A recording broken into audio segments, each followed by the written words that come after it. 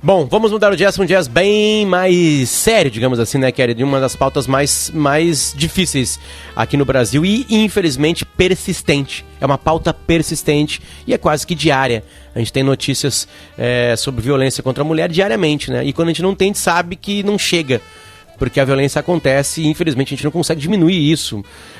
E tem um nome, né, Kelly? Tem um nome para uma lei que realmente as coisas começaram a se movimentar no Brasil. Quero que, por favor, tu traga pra gente aqui.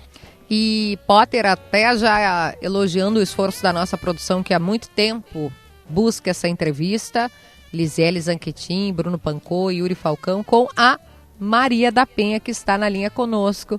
Tudo bem? Bom dia. Bom dia, viu? Prazer estar falando com vocês, até que enfim, né? Mas esforço de produção é sempre algo que a gente destaca aqui e que bom te receber, ainda mais esse ano, um ano em que a gente está celebrando 15 anos da legislação. A legislação tem o teu nome. Nenhum de nós aqui no programa tem uma lei com o nosso nome, acho que tem uma força imensa nisso e tem uma história pessoal tua para que essa lei, para que esse tema virasse lei. Eu queria te perguntar, passados 15 anos, essa lei está sendo cumprida? Ao que se propôs, ela está funcionando, Maria? Olha, a gente tem que partir do começo. Vamos supor, a Lei Maria da Penha, ela não veio para punir os homens, certo? Eu começo dizendo assim, ela veio para punir o homem agressor, o que é muito diferente. Essa lei, ela foi muito bem estudada e trabalhada. Ela demorou, o que serviu de base para ela foi o meu caso, que eu fui vítima de violência doméstica no ano de 1983, né? O meu caso demorou 19 anos e 6 meses para ser concluído. Nesse período, o meu agressor por 2 vezes foi a júri popular e por 2 vezes os advogados dele colocaram que o julgamento havia sido contra a prova dos autos, certo? Agora,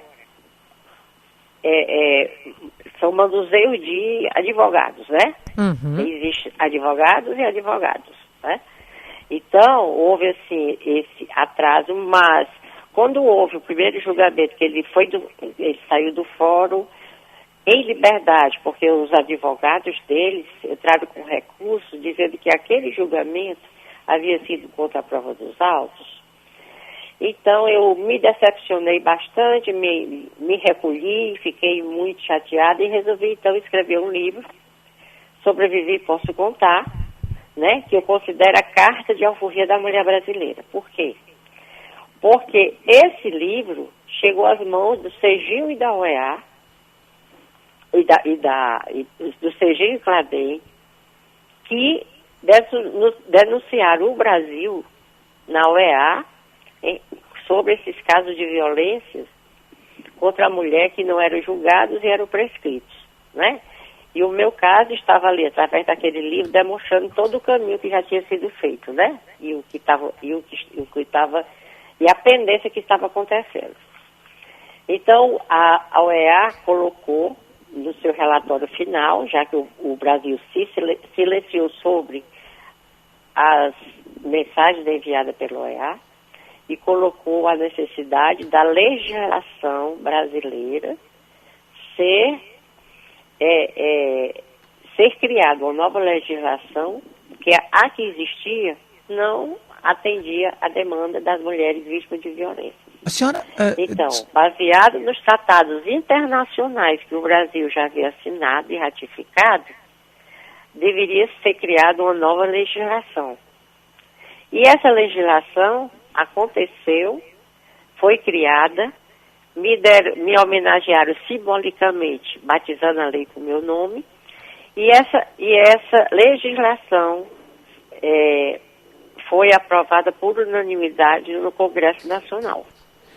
A senhora, a gente sabe da sua história, mas tem muita gente que não sabe por que a lei Maria da Penha se chama Maria da Penha, né? Eu gostaria por isso, a homenagem que me foi feita, sim, né? Sim.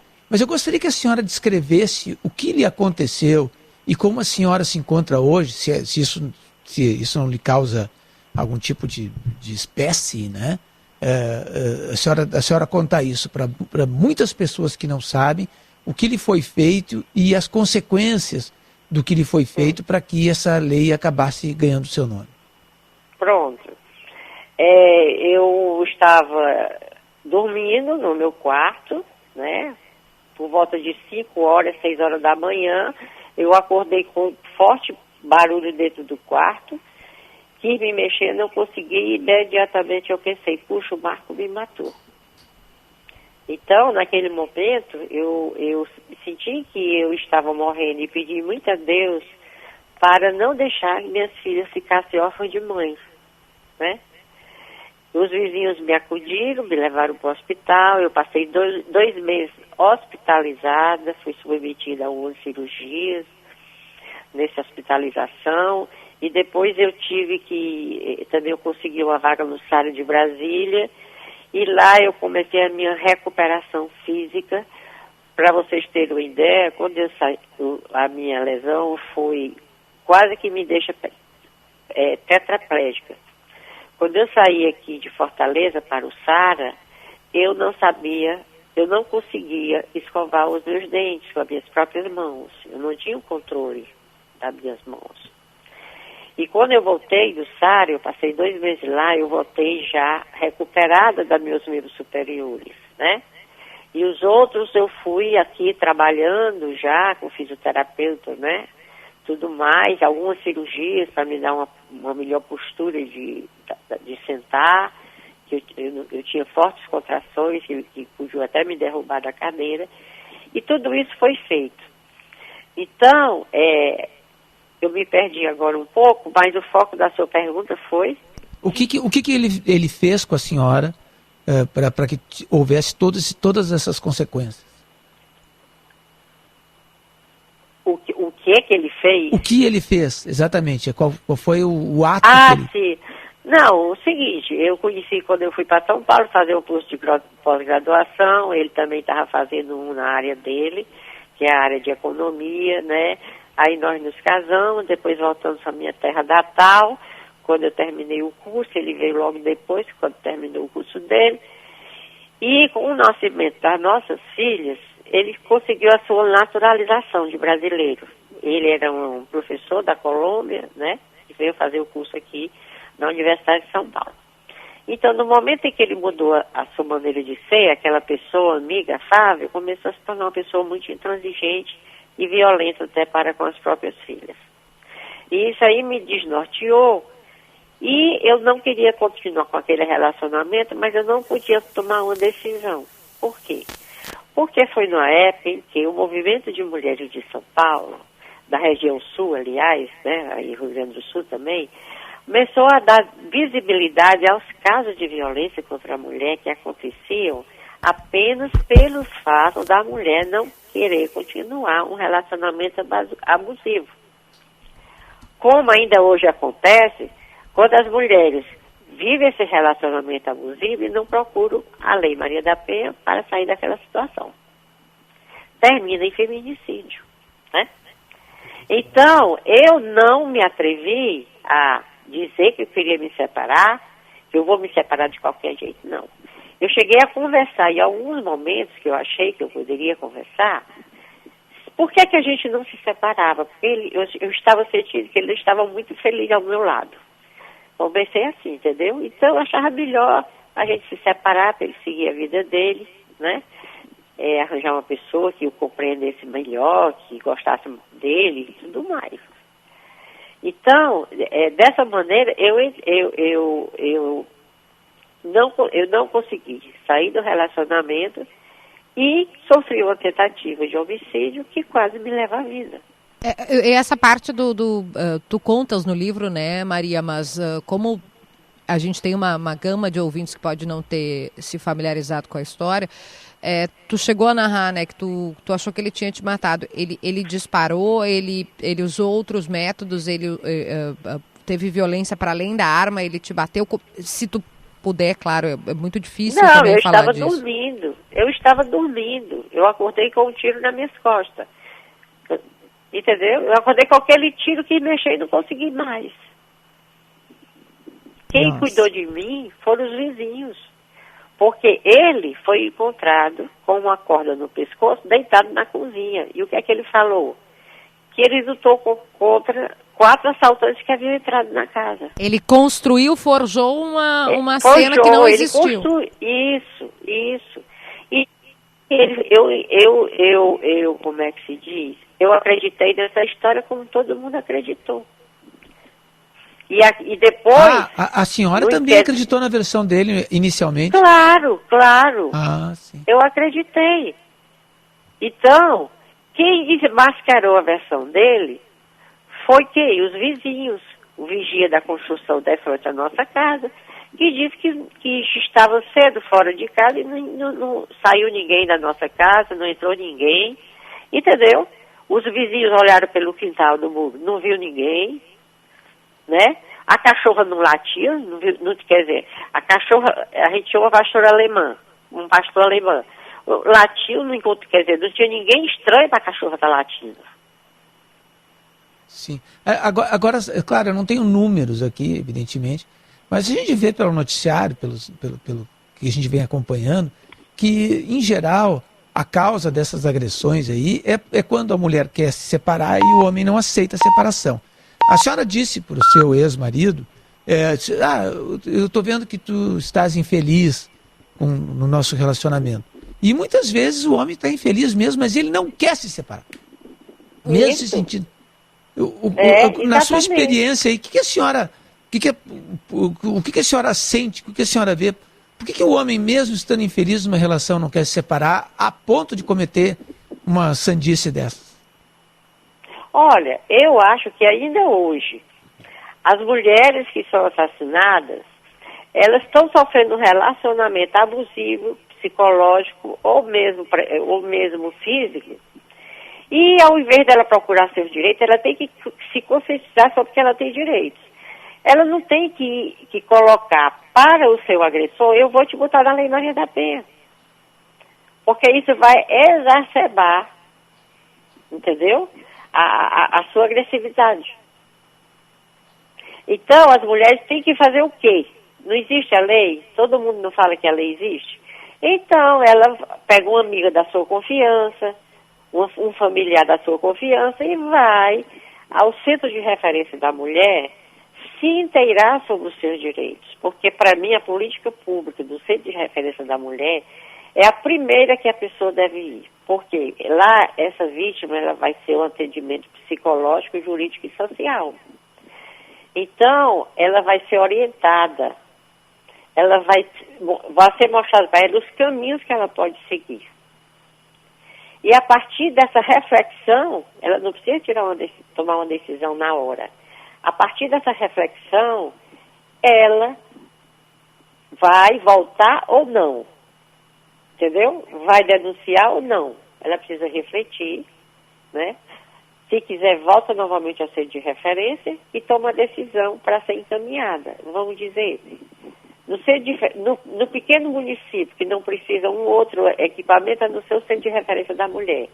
E dentro de uma unidade de saúde, e isso é muito importante, esse centro de referência, depois que essa mulher estiver conscientizada, essa mulher, ela vai ser direcionada para uma macro-região. Nessa macro-região, então ela vai encontrar a delegacia da mulher, entendeu? E como ela vai encaminhada, ela vai ser acolhida com mais qualidade para denunciar, para ir numa casa-abrigo junto com seus filhos menores, para ser orientado sobre uma atividade econômica, para ela poder se sustentar, entendeu? Seus filhos, naquela macro-região, eles vão estudar numa escola próxima à casa dessa senhora que está numa casa-abrigo, entendeu?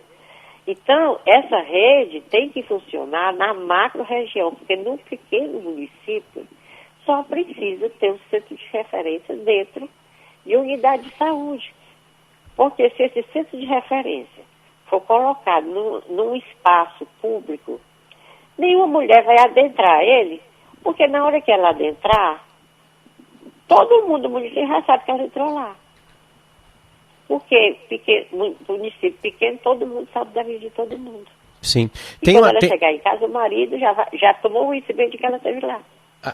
As repetições, né? Isso a senhora contou parte, né? Obviamente, né? Do que viveu com ele, né? Porque teve tentativa de ele eletrocutá-la no banho, né? A dona Maria da Penha não falou pra gente, né? Aqui, mas quem sabe a história, o tiro a deixou paraplégica. Isso.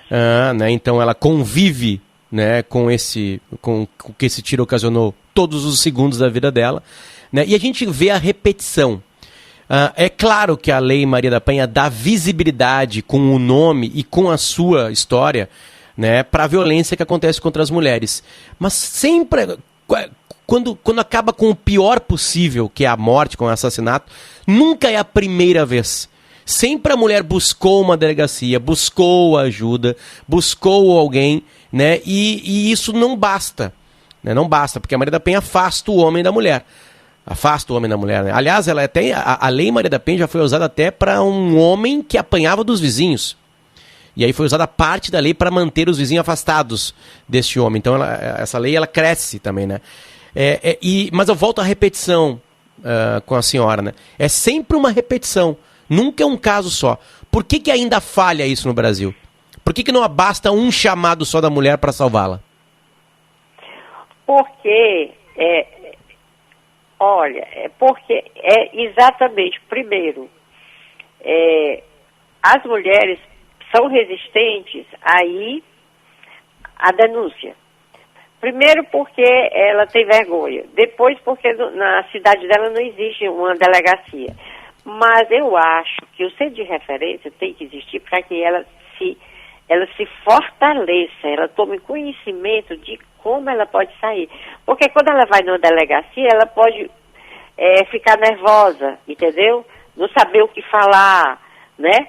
Omitir algumas coisas por vergonha, entendeu? E ela indo para o centro de referência, que é uma política pública, assim como o Conselho Tutelar.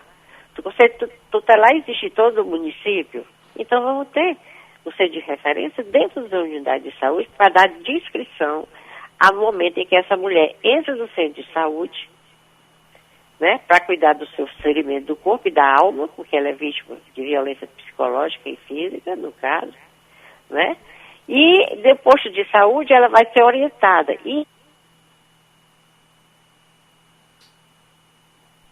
Vai ser orientada. Por região, uma macro-região, ela sendo orientada, ela já tem um histórico de acolhimento para essa macro-região. Ela está levando um histórico de atendimento do centro de referência para essa macro-região, onde ela vai ser trabalhada e ela vai ter a sua segurança dentro de uma casa-abrigo. O companheiro dela não vai saber por onde é que ela foi. Quantas macro-regiões existem aí no estado de vocês, né? Sim, sim. Então, é uma escolha estratégica do Centro de Referência da Mulher dentro dessa unidade de saúde para onde enviar essa mulher. A senhora fala, entendi, claro, que vai ser um lugar que vai tratá-la melhor, que vai encorajá-la, que vai protegê-la, né? Que vai ter gente preparada para ouvir aquilo e saber o que fazer com aquela informação, né? Que geralmente é uma informação triste, né? Bom, a senhora conta pra gente algo que começou lá na década de 80, que ficou 19 anos passando por um processo, né, jurídico, só que o seu ex-marido, o autor do disparo, das tentativas, né, de assassinato, ele percorre o mundo ainda. E ele foi notícia, por incrível que possa parecer, agora recentemente, porque um deputado de Santa Catarina o recebeu no gabinete, postou uma foto com ele, né, a gente está falando do seu agressor, ele se chama Marco Antônio Heredia Viveiros, e a notícia que o deputado dá é que ele foi ao gabinete para contar a versão dele dos fatos. o que esse deputado lá de Santa Catarina chamou como, no mínimo, intrigante.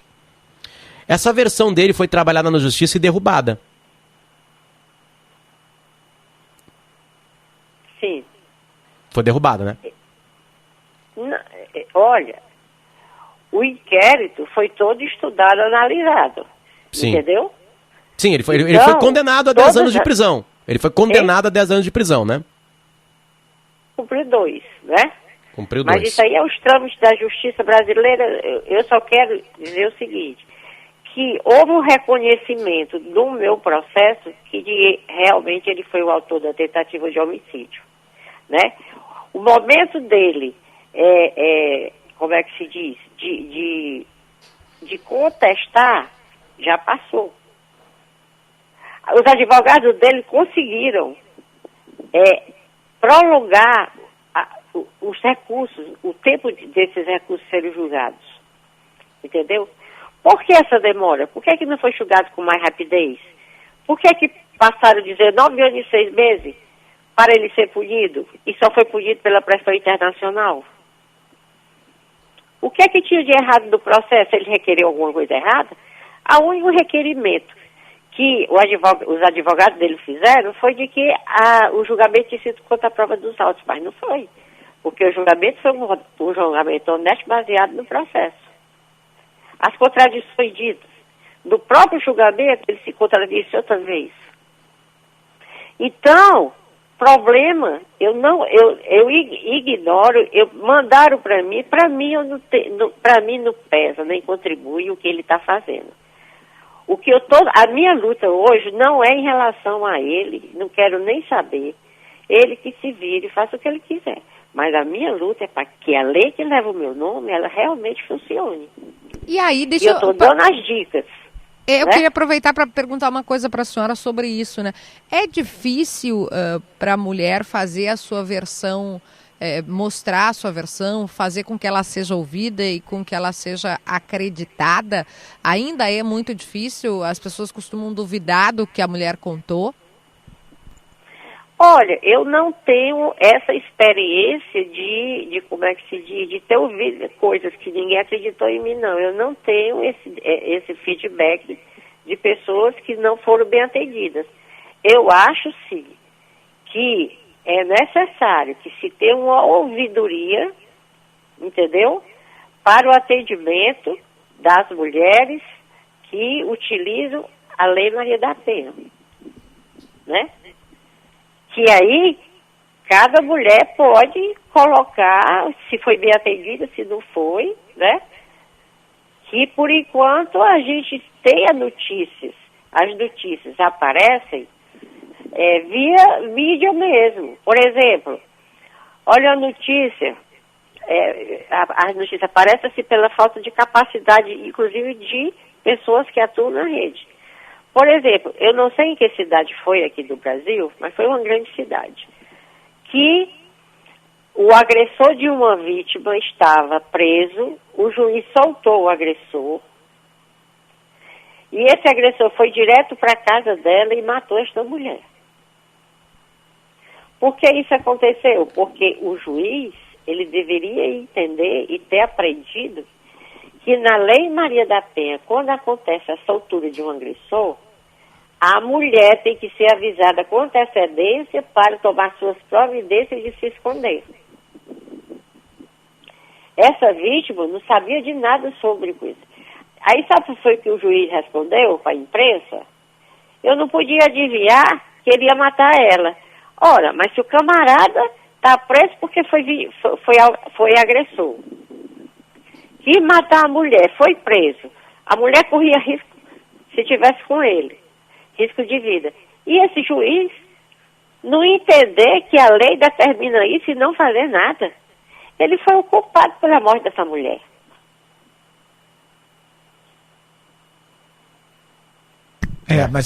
Mas o Brasil, a senhora está falando aí, por exemplo, mesmo com a Lei Maria da Penha, que é um avanço, inegavelmente, né, a gente vê como a legislação brasileira é fraca, né?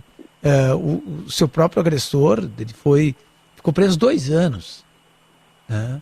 2 anos, tá solto aí e tal. E isso com toda a pressão que houve, né? É uma legislação que ela é ela visa né? pros abusadores, né, Davi? Os outros abusadores soltos, que não vai acontecer muita coisa. Não vai acontecer muita coisa. Não é, a legislação serve, além de punir quem faz, de mostrar para quem está fora, falar assim, olha, se fizer vai acontecer isso aqui. Né? Ela não é dura, né? Olha, a mídia tem mídias e tem mídia. Eu não quero me colocar essa parte da visibilidade que deram a esse agressor, né? Ele já cumpriu a sua pena, ele está atrás de fazer média. O problema não é meu. O meu problema, o meu foco é fazer com que a Lei Maria da Penha seja bem implementada. Entendeu? Hoje, o meu ex-marido, ele tem direito à vida dele, levar a vida dele do jeito que ele quiser e fazer o que ele quiser. Eu não me importo com isso e nem quero, e tenho raiva de quem se importa. Entendeu? O meu problema é a minha lei. Chegue para mim e vamos dizer, nós podemos sensibilizar a gestor tal para fazer isso. Chegue para mim, eu ir junto. Quantas mulheres já foram salvas por causa da lei?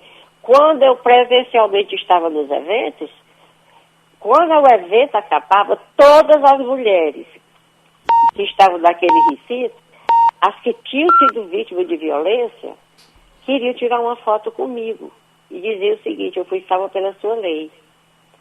E quantas mulheres já foi salva por esta lei?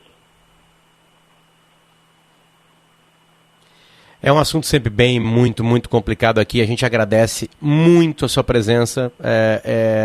Eu tenho certeza que muita gente ainda não conhecia essa história, a sua história, né? E o Timeline conta novamente ela aqui com a presença, né, sua.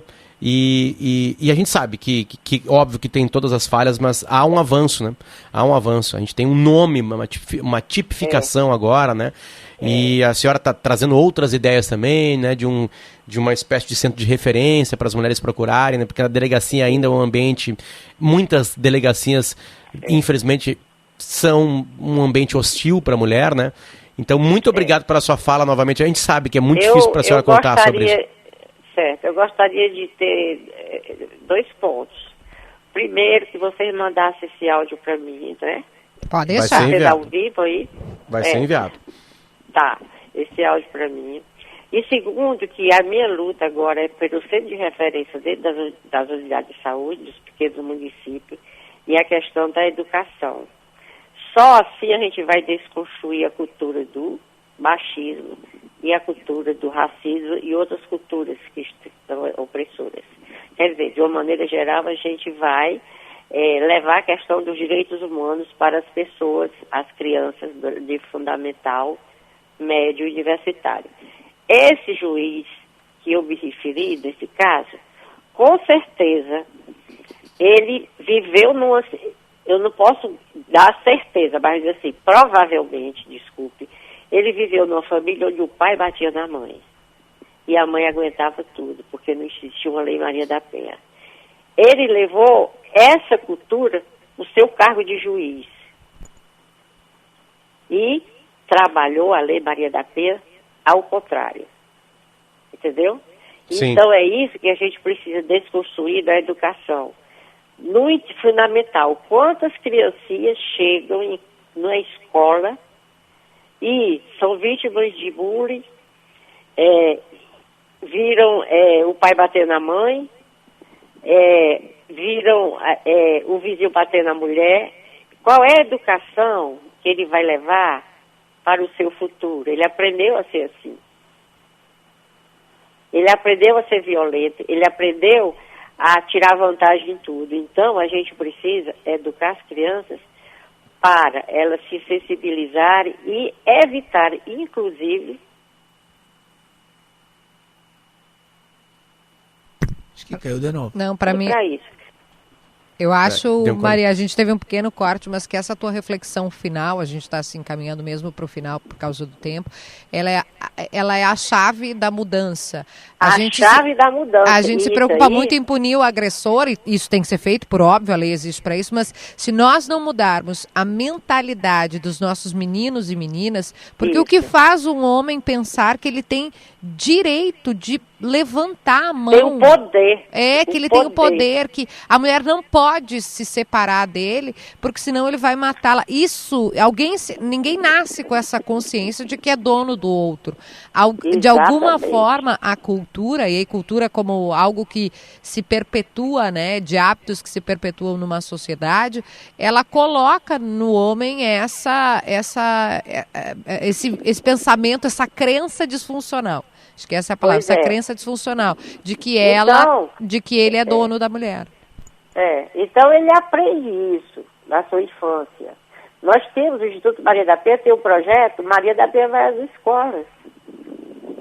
A gente tem sensibilizado inúmeras escolas públicas, através do cordel e da música. Tenho certeza que daqui a alguns anos, essas pessoas, essas crianças que foram sensibilizadas pelo que é certo, serão outras, né, em relação à sociedade. Não fará parte de quem faz parte de uma sociedade intolerante. Perfeito. Entendeu?